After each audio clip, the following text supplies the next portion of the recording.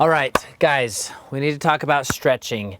First of all, there's two types of stretching that can be done: dynamic stretching or static stretching. Static stretching is probably what you're most familiar with. It is holding a certain position for a certain amount of time, like 45 seconds, and just really stretching your muscles. And static stretching is more of a warming up your muscles, getting movement, preparing for motion. So I grew up being told that dynamic stretching is what should be done before you work out. And I think there's still people that still believe that. Again, there's lots of different opinions on different things, but I think it's more common now that static stretching is the type of stretching that should be done before a workout. It's getting your muscles warmed up. If you just do dynamic stretching before you run, it can actually injure you and cause injuries.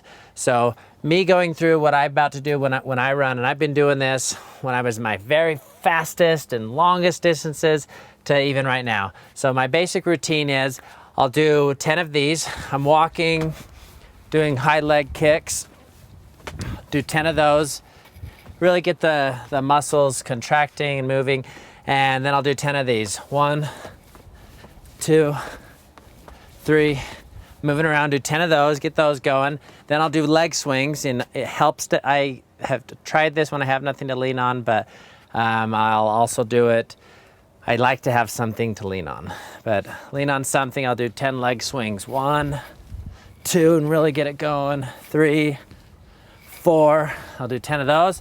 Then on the other side, 10, 1, 2, I can't really show you, but it's just full on leg swings, as much motion as you can get. And then I'll face it, and this is what you do. It really helps to have something to lean on here.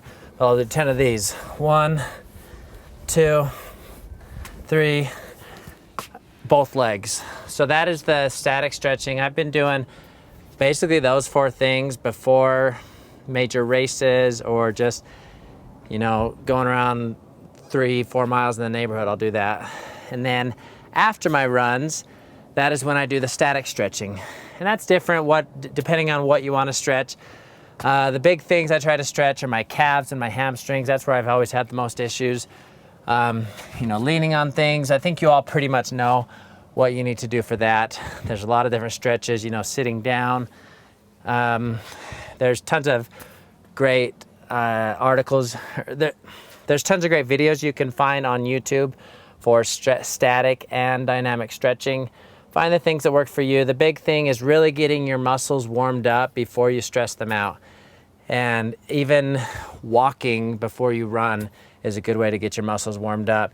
After my run, after I've done my dynamic stretching, I will use the foam roller, this bad boy here.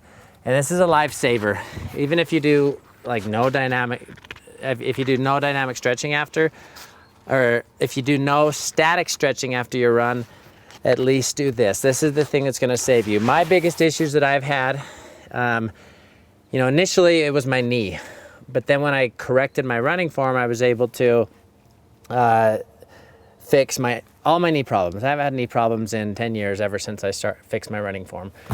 And so the big thing that I do is the foam roller. So I'm just going to show you the basic things that I do after all my runs with the foam roller. And when I do start to feel things happening, it's because I do start slacking on using my foam roller. So I'm going to kind of show you how I use the foam roller.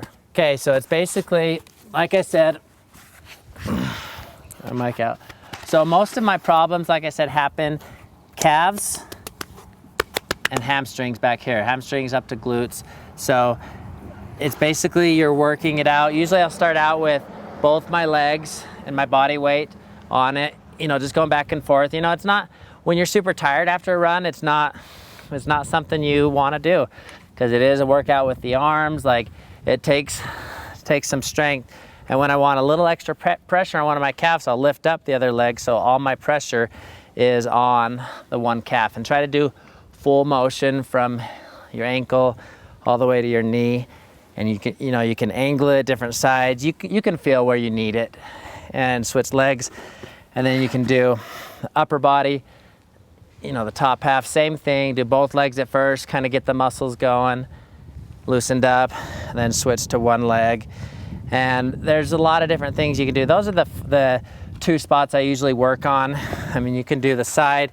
You really feel it if you turn on the side. Like, I didn't even know I was sore there, but I can definitely feel it. So the foam roller is gonna save your life, but static stretching before your runs, dynamic stretching and the foam roller after your runs. That's it for the stretching video.